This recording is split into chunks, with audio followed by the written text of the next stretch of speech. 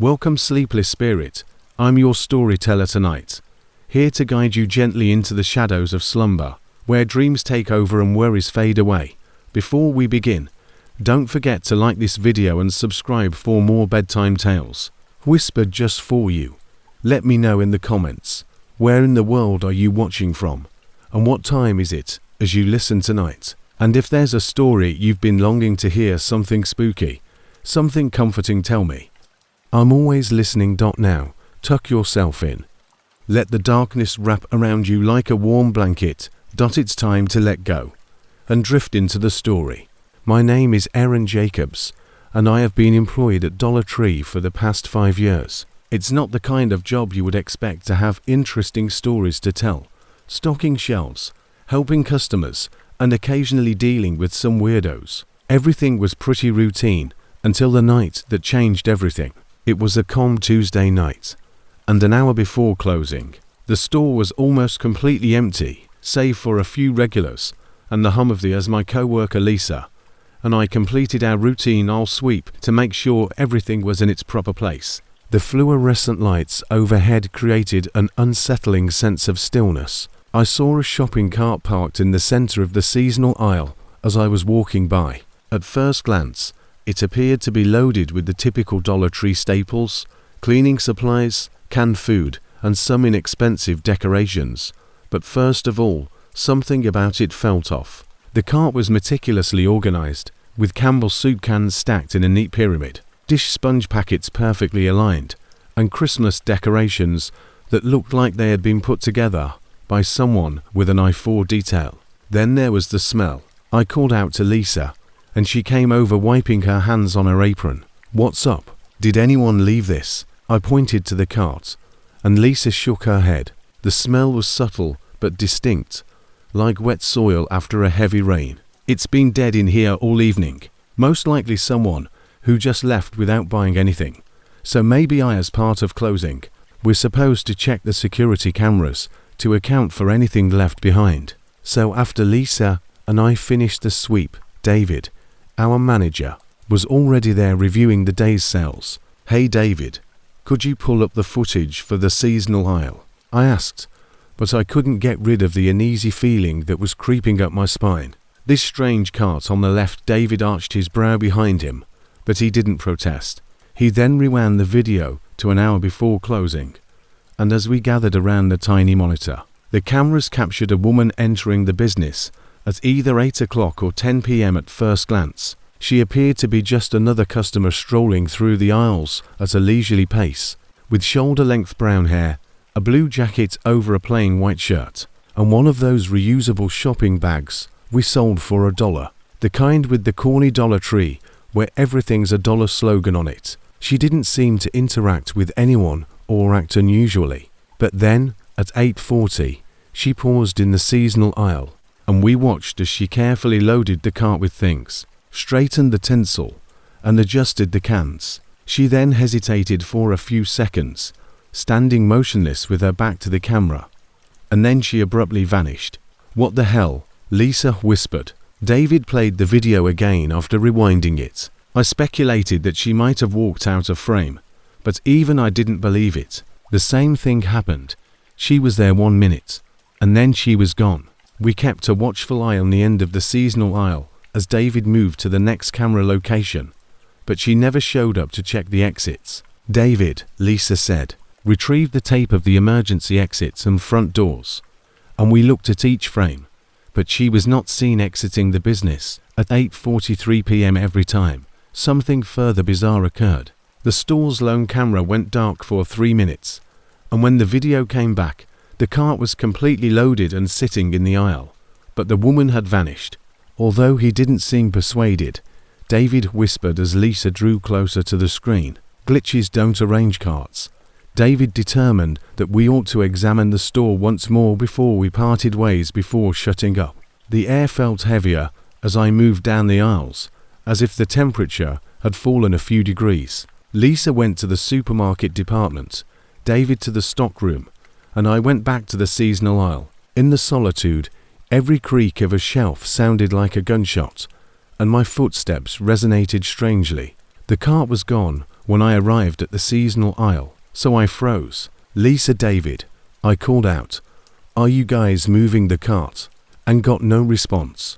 I took out my phone to text Lisa, but before I could write anything, I heard the faint squeak of cart wheels slowly. I turned around, and the cart was at the end of the aisle, motionless, but I swear it hadn't been there just a second before.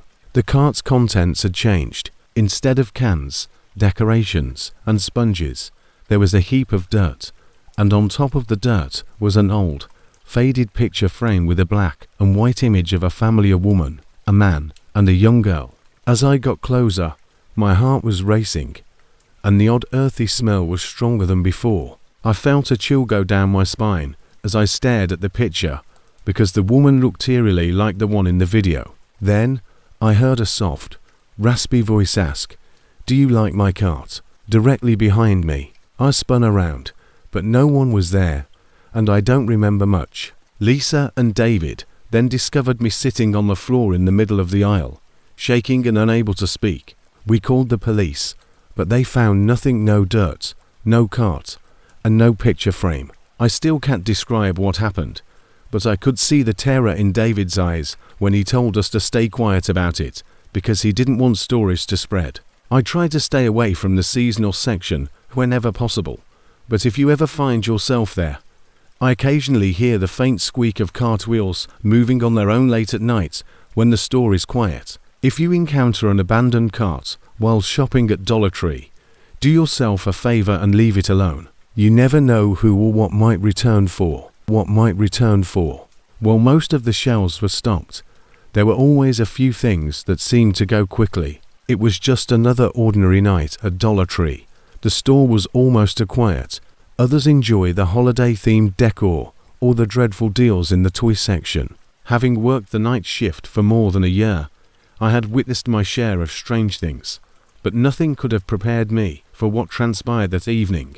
My name is Adam Mitchell, and I work as a night cashier at this Dollar Tree in the middle of nowhere, USA. The wall clock was ticking. As the clock approached 11 p.m., a few lingering customers were still pacing the store, half-heartedly searching for last-minute items they most likely didn't need.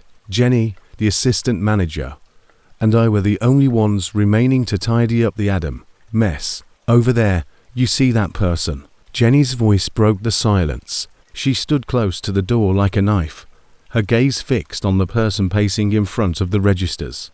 "What guy?" I looked up from the register.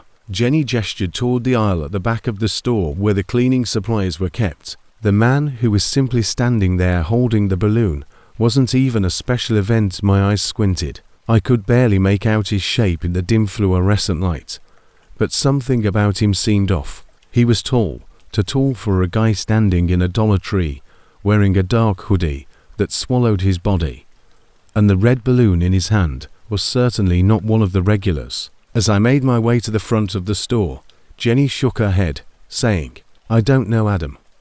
I've been watching him for the last 10 minutes, and he's not buying anything, just standing there staring."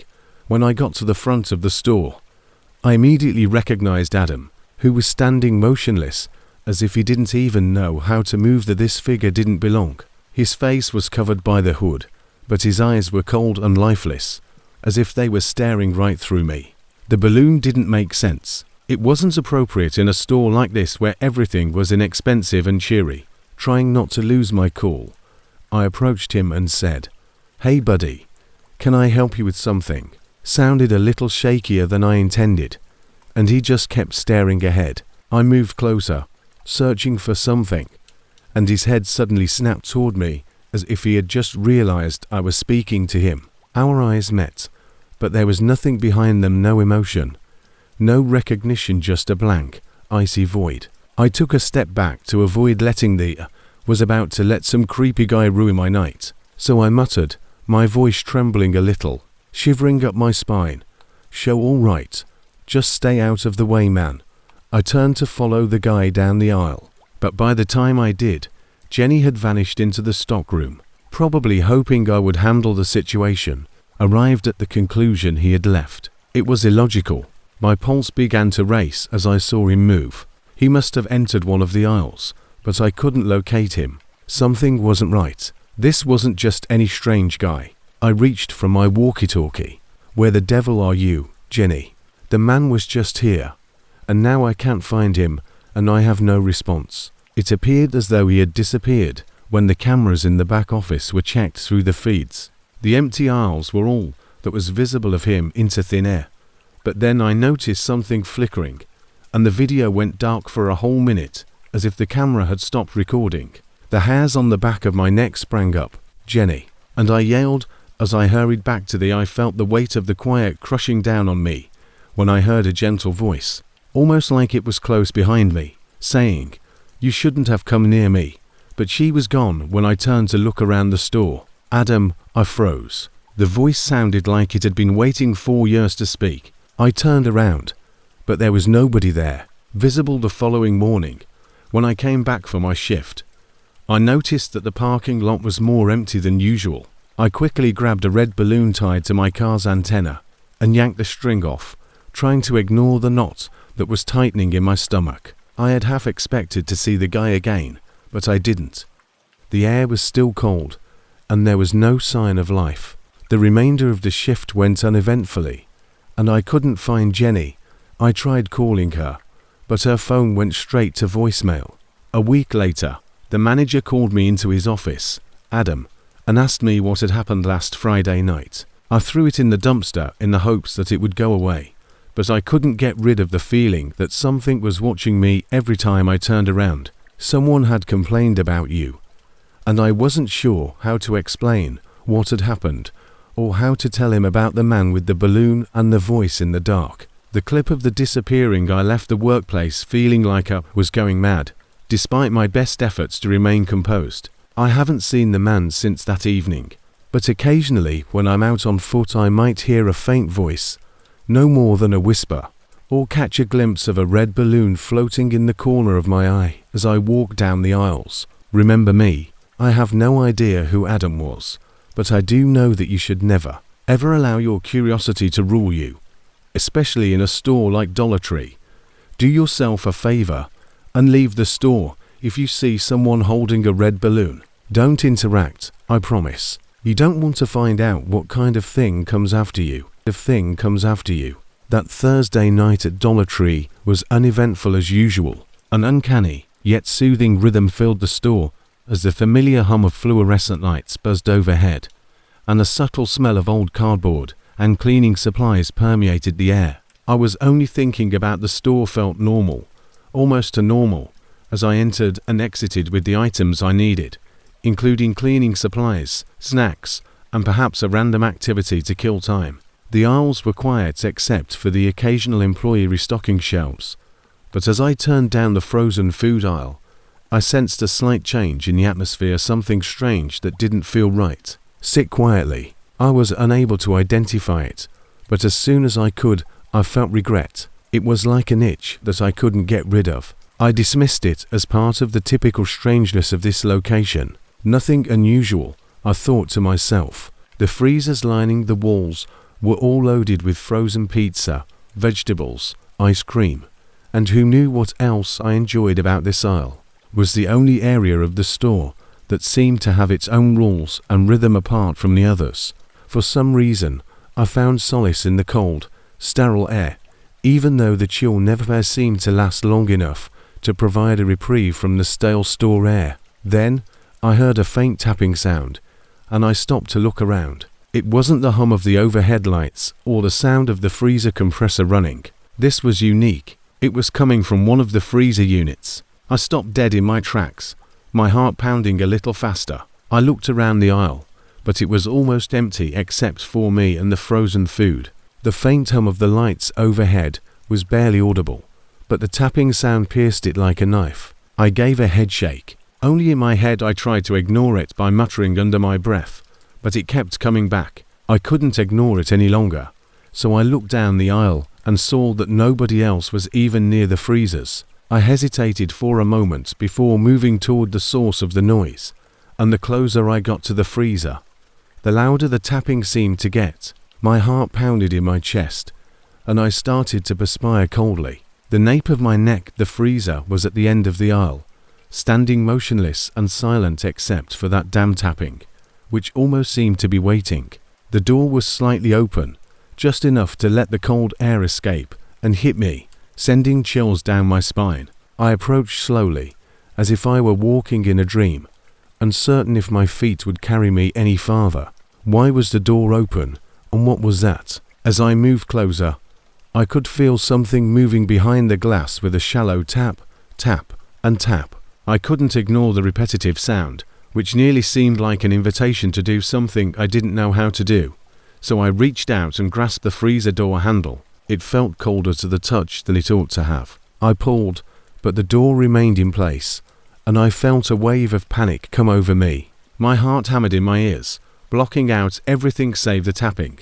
I pulled it hard once more, and it opened with a spooky creak. The air was instantly colder than I could have ever imagined, and my breath was foggy.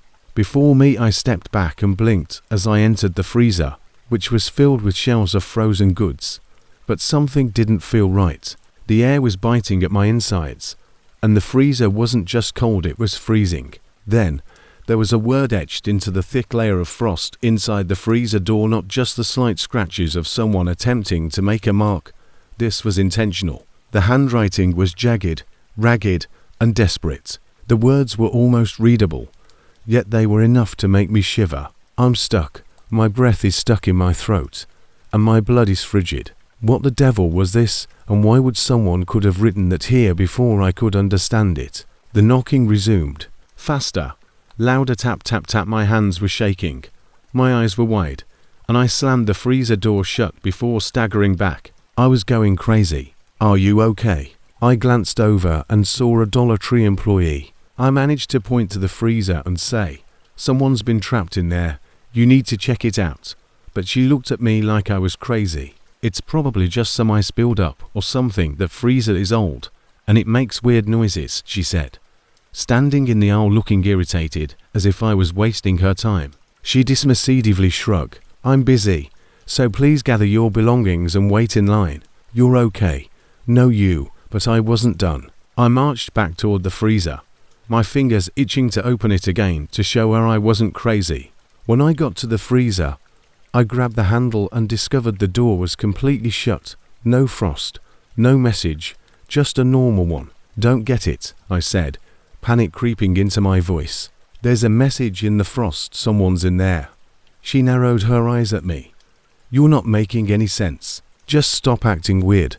Freezer, my stomach churned in disbelief as I blinked and rubbed my eyes. When I pulled the door open again, I saw the same frozen food, nothing out of the ordinary, and I looked around to see if anyone else had noticed, but the aisle was once again deserted. The other patrons had vanished, leaving only the hum of the fluorescent lights in the background. The employee looked at me blankly and said, "You should probably leave. We don't need you making a scene." I shivered and said to myself, "I swear to God, I saw it, frozen in place." The freezer was quiet, the hammering had stopped, and the air was warm once more, almost oppressively so. But as I turned to go, I heard the tiniest taps tap tap tap again, and something in my stomach told me that this was not the end of it. Though I couldn't bring myself to go back and look at whatever was in that freezer or whatever message I had seen, I couldn't get rid of the feeling that something was watching me, and that the store was concealing something. Perhaps it wasn't just the freezer, perhaps it was everything. I left the store and I heard the tapping once more, but it was softer this time as the door closed behind them. I sighed as I pulled Charlie's hand to stop him from running ahead like he always did. "Mom, can I get a toy please?" he begged. The Dollar Tree parking lot was half empty, with a few beat-up automobiles parked haphazardly across the broken asphalt. His voice was full of eagerness. I looked down at him, and his face brightened as if it were Christmas morning. He was 6 years old, full of energy, and unstoppable when it came to the toy aisle. I whispered, "We'll see," knowing full well that it always meant yes when he entered the shop as usual. The bright fluorescent lights and subtle cleaning solution odor hit me. Dollar Tree was our go-to store. It wasn't much, but it was inexpensive, and for a single mother struggling to make ends meet, that was what was important. I called after Charlie, but he had already left when he wrenched his hand away and ran into the toy aisle to wait for me. The sound of his sneakers squeaking on the ground, I picked up a basket and tossed in a bundle of sponges, a few paper towels, as I made my way to the location where I'd last seen him. The store was less crowded than usual. A youthful pair was giggling next to the sweets area, and an elderly woman was stooped over the greeting cards. "Charlie," I said. "Don't worry just yet, Mom." His voice came back from a few aisles over, and I let out a breath and shook my head when I saw him. He was crouching in front of a shelf, with a plastic dinosaur in one hand, and his plush bear in the other. The bear was worn out and mended in a few spots, but it was still his favorite appearance. "I got the T-Rex I wanted, Mom." He chirped his little face, and I grinned in spite of myself. "All right, buddy, you can get it, but only if you stay where I can see you." He turned back to the shelf, beaming, and I walked a few feet away to get some detergent. I could still hear him muttering to himself about which dinosaur was the coolest. But then the store became too quiet. "Charlie," I called out, but I didn't get a response, so I set down the detergent and turned back to the toy. "Charlie." My chest clenched when the aisle was empty. I called louder and sharper this time, but nothing happened. I started to go more quickly, examining the next aisle before the next. "Where are you, Charlie?" Then I noticed his bear, which was lying on the floor in the center of the aisle with its ear patched up, turning to face me as if to make fun of me. Stomach ached Charlie a tall, broad-shouldered man wearing a dark hoodie and a baseball cap was approaching the front of the store with Charlie my legs in his hand as I yelled and grabbed the bear off the floor. My heart was racing and my breath was coming in short gasps. I spun around, scanning the aisles, and that's when I saw him. Felt like lead, but I made them move by yelling and breaking my voice. The man didn't stop, so I screamed and ran after them. My vision blurred with anger as Charlie looked back at me, his face pale and confused, and he called out in a weak, frightened voice. The man tightened his hold on Charlie's hand and dragged him faster toward the doors. I screamed, my voice resonating throughout the store, and the man didn't even look around. I ran for the exits, almost running into a display of inexpensive Christmas decorations. As I ran past the cashier, a teenage girl wearing headphones, she looked up in bewilderment. I screamed, pointing at the man as he pushed through the automated doors, and the man was walking toward an old sedan parked at the edge of the lot, Charlie struggling in his grasp. I roared, running as fast as I could, and the man stopped, turned slightly, and for the first time I saw his face. My breath caught in my throat. I stood there wide-eyed and frozen outside the parking lot stretched out before me, the late afternoon sun glaring off car hoods. Greg, I trembled and whispered, "What the hell are you doing?" He grinned and tightened his hold on Charlie, seizing what was mine, Lena's and yours. I spat my hands, quivering, and he continued, "You don't get to come back. You think you can keep him from me? He's not a damn trophy. Even though he's my son," I said, moving closer. "Leave him alone, Greg, or help me," he sneered. "Call the police, and by the time they arrive, we'll be long gone." Charlie started crying, and now his tears are flowing down his face. "I'm afraid, but it's okay, sweetie," I said, attempting to sound steady. "Everything is going to be all right." Greg shoved Charlie inside the car after yanking the door open, and I froze, my mind racing. I couldn't let him take Charlie, but I was at a loss for what to do, so I balled my fists at my sides and turned to run back toward the store, screaming for help because he was taking my son. Somebody assist me. The security officer, what the hell is going on? That dude, he's in the parking lot, snatching my son. A grizzled man in his 50s, with a beer belly and an annoyed expression came out from behind the counter. When I pointed to Greg's car and sobbed, the guard's face changed, and he grabbed the radio on his belt. "There's a problem in the call the police." Greg's car was still there, but the engine was now running, so I hurried back outside without waiting to see what he would do next. I stood in front of the car and yelled, "Greg, don't do this. You don't just show up and take him." Greg's expression twisted into a growl. "No, Lena." He revved the engine, causing the automobile to lurch forward a little. He yelled and slammed his fist against the driving wheel behind me, and I heard the far-off wail of sirens. But my knees gave way, and I stood my ground. Greg's eyes flitted in the direction of the sound, and for a split second, I saw him hesitate.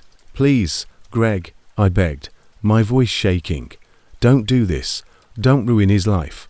Listen as his jaw tightened, and his grip on the wheel relaxed as he looked back at Charlie, who was crying in the back seat. Then, in a fit of rage, he slammed the car into reverse and drove off, leaving the tires screeching. I fell to my knees, watching as the car vanished down the street as the sirens grew louder. A few moments later, two police cruisers pulled into the lot, and I whispered, "He's gone." Charlie took my bare hair and held it to my chest. "Baby." It began at Dollar Tree, just like any other day. I had gone in for a brief shopping trip in order to get some snacks and some decorations for my flat. My job has been exhausting lately, so I figured that making my living area more attractive would help me feel better. The store was busier than normal for a Saturday afternoon, but there was still that feeling as I browsed the aisles, passing by inexpensive picture frames and fragrant candles. I noticed a tiny antique-style mirror in the home decor area. Its elaborate silver frame perfectly captured the fluorescent lights, making it seem peaceful. Make yourself stand out from the other generic. The mirror felt different, almost as if it was waiting for me. I picked it up and ran my fingers along its cool, intricate frame. Even though I didn't need it, I couldn't put it back, so I chose to look at my reflection instead. The mirror was small, but the glass was oddly clear.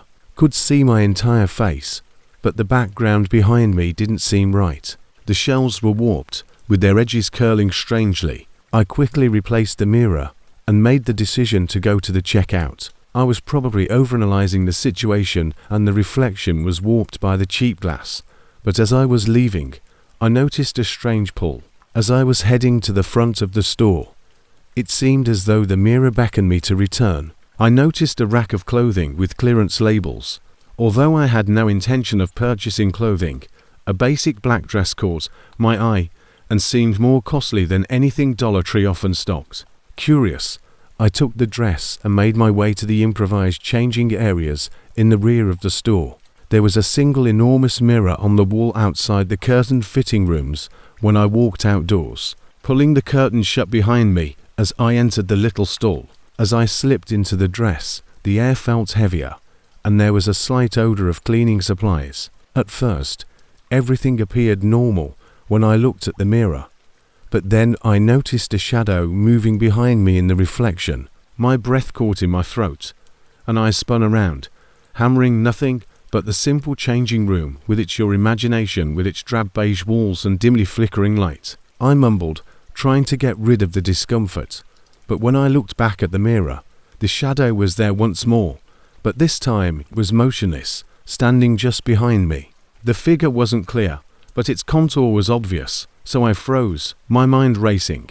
A tall, slender individual with, I called out, trembling, "Who's there?" as their head tilted unnaturally to the side. I reached out to touch the mirror, half expecting my fingers to go straight through the glass, but it was freezing.